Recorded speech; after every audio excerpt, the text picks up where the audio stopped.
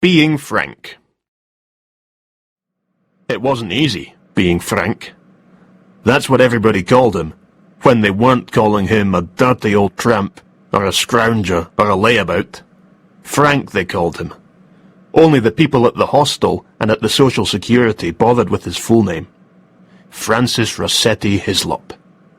Rossetti, he seemed to remember, not after the painter, but after his sister, the poet, Christina. Most often, a person in authority, would read that name from the piece of paper they were holding and then look up at Frank, not quite in disbelief, but certainly wondering how he'd come so low. He couldn't tell them that he was climbing higher all the time, that he preferred to live out of doors, that his face was weather-beaten, not dirty, that a plastic bag was a convenient place to keep his possessions. He just nodded and shuffled his feet instead, the shuffle which had become his trademark. "Here he comes," his companions would cry. "Here comes the shuffler." Alias Frank, alias Francis Rossetti Hislop. He spent much of the spring and autumn in Edinburgh. Some said he was mad, leaving in the summer months. That, after all, was when the pickings were richest. But he didn't like to bother the tourists, and besides, summer was for travelling. He usually walked north, through Fife and into Kinross or Perthshire, setting up camp by the side of a loch or up in the hills. And, when he got bored, he'd move on. He was seldom moved on by gamekeepers or the police. Some of them he knew of old, of course, but others he encountered seemed to regard him more and more as some rare species, or, as one had actually said, a national monument. It was true, of course. Tramp meant to walk, and that's what tramps used to do. The term gentleman of the road used to be accurate, but the tramp was being replaced by the beggar, young fit men who didn't move from the city and who were unrelenting in their search for spare change. That had never been Frank's way. He had his regulars, of course, and often he only had to sit on a bench in the meadows, a huge grassy plain bordered by tree-lined paths, and wait for the money to appear in his lap. That's where he was when he heard the two men talking. It was a bright day, a lunchtime, and there were few spaces to be had on the meagre supply of meadows benches. Frank was sitting on one, arms folded, eyes closed, his legs stretched out in front of him with one foot crossed over the other. His 3 carrier bags were on the ground beside him, and his hat lay across his legs, not because he was hot especially, but because you never knew who might drop a coin in while you were dozing, or pretending to doze. Maybe his was the only bench free. Maybe that's why the men sat down beside him. Well, beside him was an exaggeration. They squeezed themselves onto the furthest edge of the bench, as far from him as possible. They couldn't be comfortable, squashed up like that, and the thought brought a moment's smile to Frank's face. But then they started to talk, not in a whisper, but with voices lowered. The wind, though, swept every word into Frank's right ear. He tried not to tense as he listened, but it was difficult. Tried not to move, but his nerves were jangling. "It's war," one said. "A council of war." War? He remembered reading in a newspaper recently about terrorists. Threats. A politician had said something about vigilance. Or was it vigilantes? A council of war. It sounded ominous. Maybe they were teasing him, trying to scare him from the bench so that they could have it for themselves. But he didn't think so. They were speaking in undertones they didn't think he could hear. Or maybe they simply knew that it didn't matter whether an old tramp heard them or not. Who would believe him? This was especially true in Frank's case. Frank believed that there was a worldwide conspiracy. He didn't know who was behind it, but he could see its tentacles stretching out across the globe. Everything was connected. That was the secret.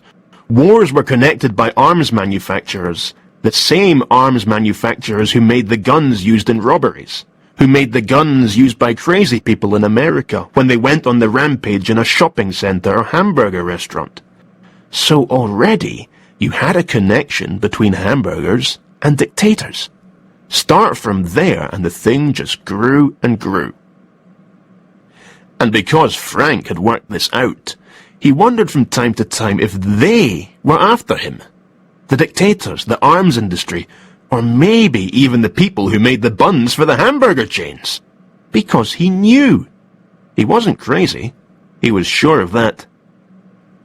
If I was, he told one of his regulars, I wouldn't wonder if I was or not, would I? And she'd nodded, agreeing with him. She was a student at the university. A lot of students became regulars. They lived in Tollcross, Marchmont, Morningside, and had to pass through the meadows on the way to the university buildings in George Square. She was studying psychology, and she told Frank something. You've got what they call an active fantasy life. Yes, he knew that. He made up lots of things, told himself stories. They whiled away the time. He pretended he'd been an RAF pilot, a spy, minor royalty, a slave trader in Africa, a poet in Paris. But he knew he was making all these stories up, just as he knew that there really was a conspiracy. And these two men were part of it. Rhodes, one of them was saying now. A council of war in Rhodes.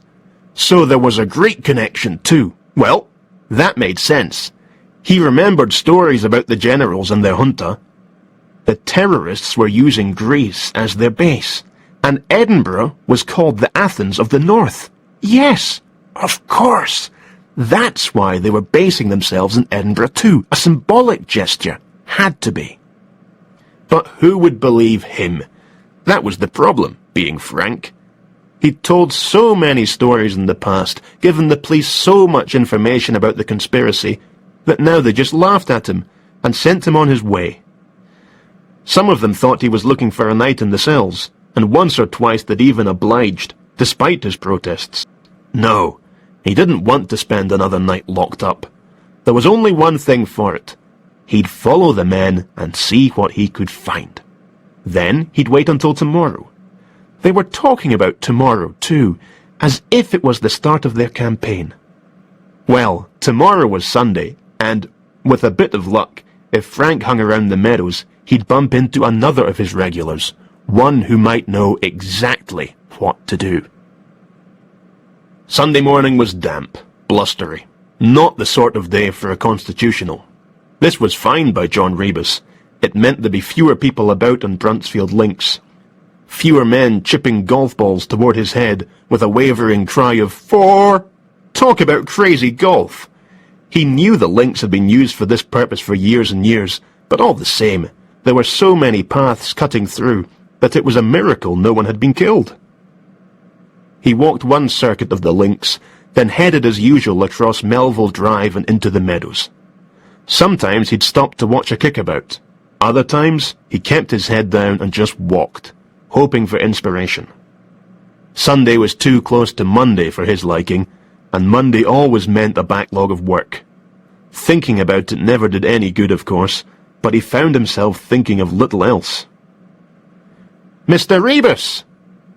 But then, the meadows offered other distractions too. "Mr. Rebus!" "Hello, Frank." "Sit yourself down." Rebus lowered himself onto the bench.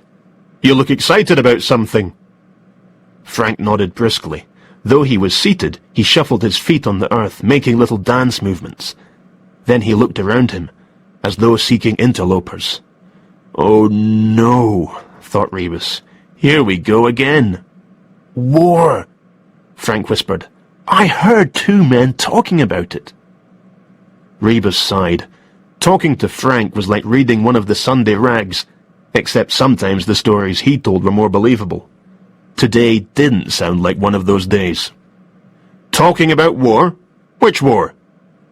"Terrorism, Mr. Rebus. Has to be. They've had a council of war. At Rhodes. That's in Greece." "They were Greek, were they?" Frank wrinkled his face. "I don't think so. I can give you a description of them, though. They were both wearing suits. One was short and bald, the other one was young, taller, with black hair. You don't often see international terrorists wearing suits these days, do you? Rebus commented. Actually, he thought to himself, that's a lie. They're becoming more smartly dressed all the time. In any case, Frank had an answer ready. Need a disguise, though, don't they? I followed them. Did you? A kickabout was starting nearby. Rebus concentrated on the kickoff. He liked Frank, but there were times they went to a bed and breakfast near the links. Did they now? Rebus nodded slowly. And they said it was starting today. Today, Mr. Rebus. They don't hang about, do they? Anything else? Frank frowned, thinking. Something about lavatories. Or laboratories. Must have been laboratories, mustn't it? And money. They talked about that. Money they needed to set it up. That's about it. Well, thanks for letting me know, Frank. I'll keep my ears open, see if I can hear any whispers. But listen, don't go following people in future. It could be dangerous, understand? Frank appeared to consider this. I see what you mean, he said at last. But I'm tougher than I look, Mr. Rebus. Rebus was standing now. Well, I'd better be getting along. He slipped his hands into his pockets. The right hand emerged again, holding a £1 note. Here you go, Frank. He began to hand the money over, then withdrew it again. Frank knew what was coming, and grinned. Just one question, Rebus said, as he always did. Where do you go in the winter? It was a question a lot of his cronies asked him. Thought you were dead, they'd say each spring as he came walking back into their lives. His reply to Rebus was the same as ever. Ah, that would be telling, Mr. Rebus. That's my secret. The money passed from one hand to the other, and Rebus sauntered off towards Jawbone Walk, kicking a stone in front of him. Jawbone, because of the whale's jawbone which made an arch at one end of the path. Frank knew that. Frank knew lots of things. But he knew, too, that Rebus hadn't believed him. Well, more fool him. For over a year now they'd played this little game. Where did Frank go in the winter? Frank wasn't sure himself why he didn't just say, I go to my sister's place in Dunbar. Maybe because it was the truth. Maybe because it was a secret. Rebus looked to him like a man with secrets too. Maybe one day Rebus would set out for a walk and never return home, would just keep on walking the way Frank himself had done. What was it the girl student had said? Sometimes I think we're all gentlemen of the road. It's just that most of us haven't got the courage to take that first step. Nonsense. That first step was the easiest. It was the 100th, the 1000th, the millionth that was hard. But not as hard as going back. Never as hard as that. Rebus had counted the steps up to his second-floor flat many, many times. It always added up to the same number. So how come, with the passing years, there seemed to be more? Maybe it was the height of each step that was changing. Own up, John. For once, own up. It's you that's changing. You're growing older and stiffer. You never used to pause on the first-floor landing, never used to linger outside Mrs. Cochrane's door, breathing in that smell unique to blackcurrant bushes and cat pee.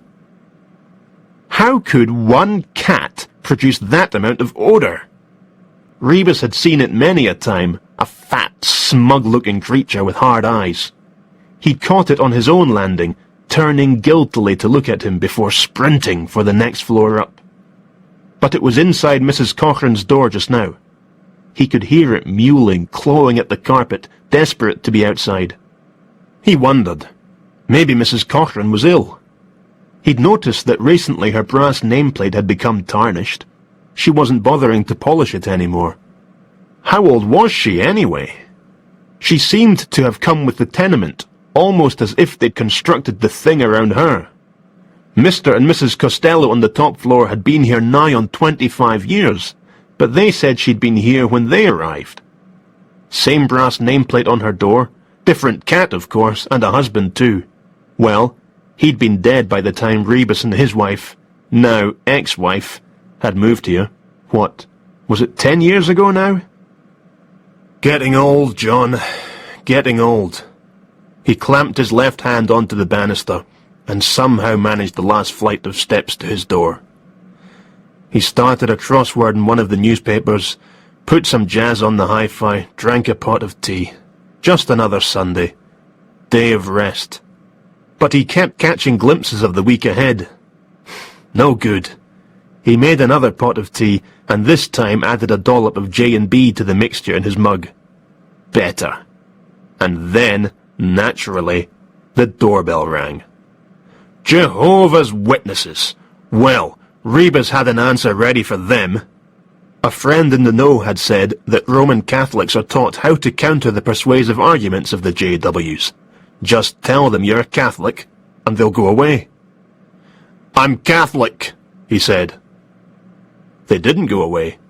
There were two of them, dressed in dark suits. The younger one stood a little behind the older one.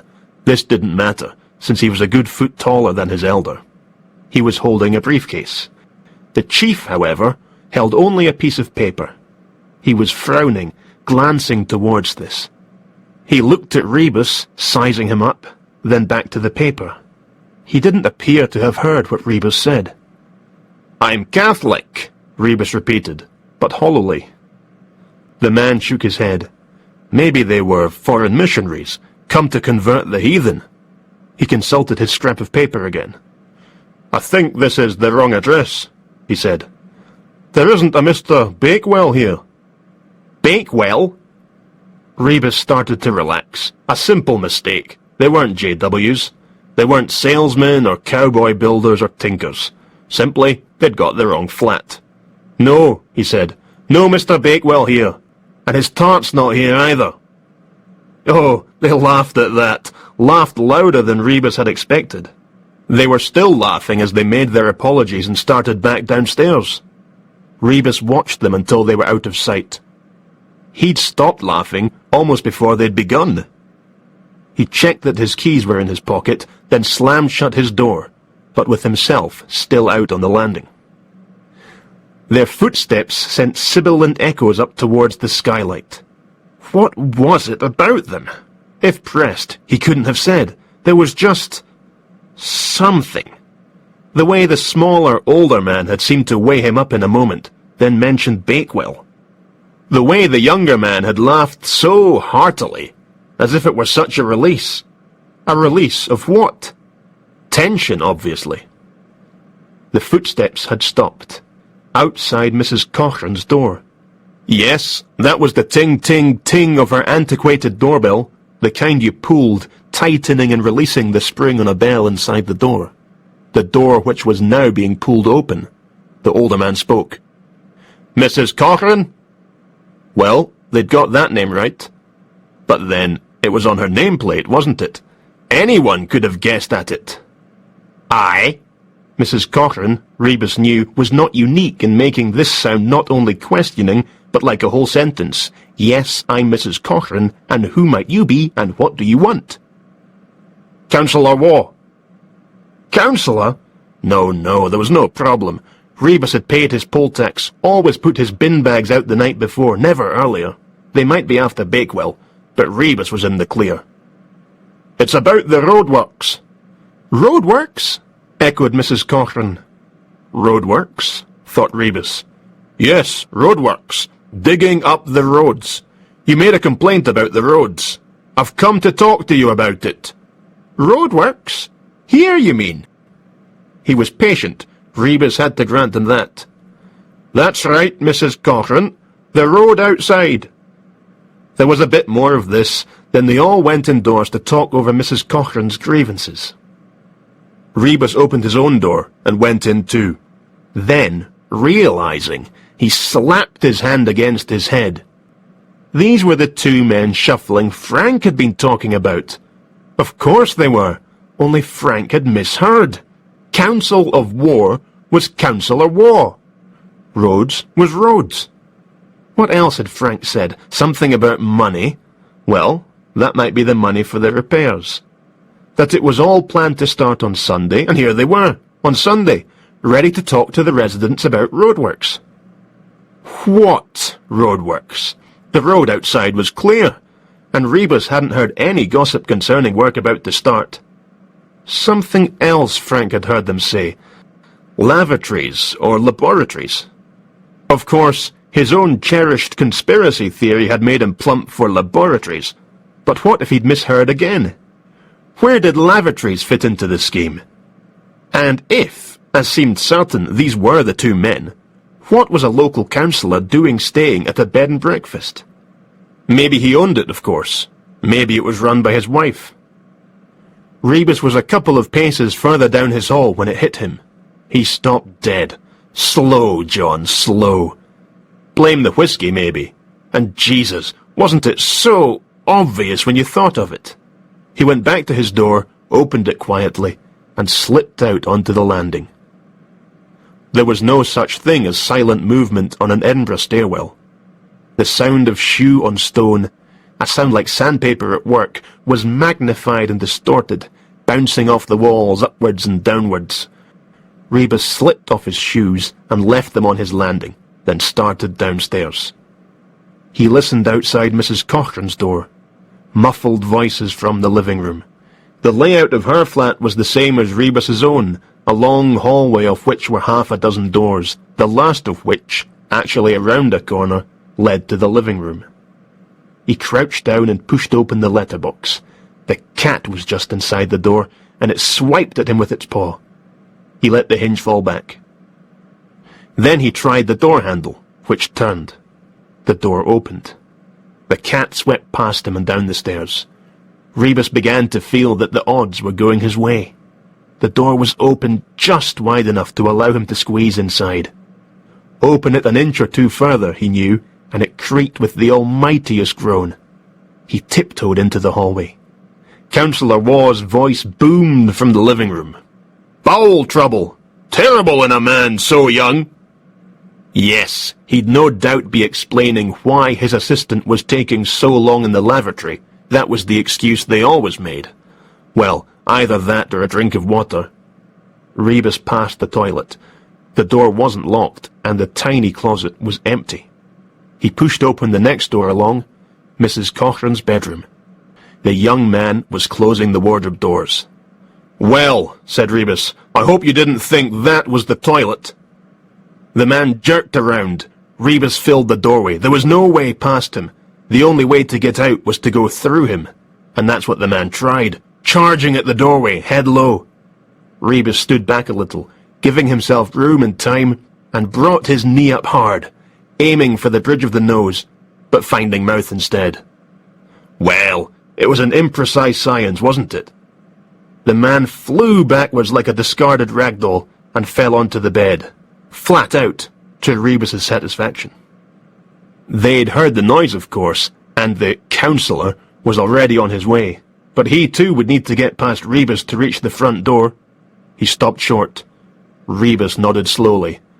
"Very wise," he said. "Your colleague's going to need some new teeth when he wakes up. I'm a police officer, by the way, and you, councillor, are under arrest." "Arresting the councillor?" This from Mrs. Cochrane, who had appeared in the hall. "He's no more a councillor than I am, Mrs. Cochrane. He's a con man. His partner's been raking through your bedroom." "What?" She went to look. "Bakewell," Rebus said, smiling. They would try the same ruse at every door where they didn't fancy their chances. Sorry, wrong address, and on to the next potential sucker, until they found someone old enough or gullible enough. Rebus was trying to remember if Mrs. Cochrane had a telephone. Yes, there was one in her living room, wasn't there? He gestured to his prisoner. "Let's go back into the living room," he said. Rebus could call the station from there. Mrs. Cochrane was back beside him. "Blood and my good quilt," she muttered. Then she saw that Rebus was in his stocking soles. "You'll get chilblains, son," she said. "Mark my words. You should take better care of yourself, living on your own like that. You need somebody to look after you. Mark my words. He told me he was a councillor. Would you credit it? And me been wanting to talk to them for ages about the dog's mess and the links." Hello, shuffler. Mr. Rebus.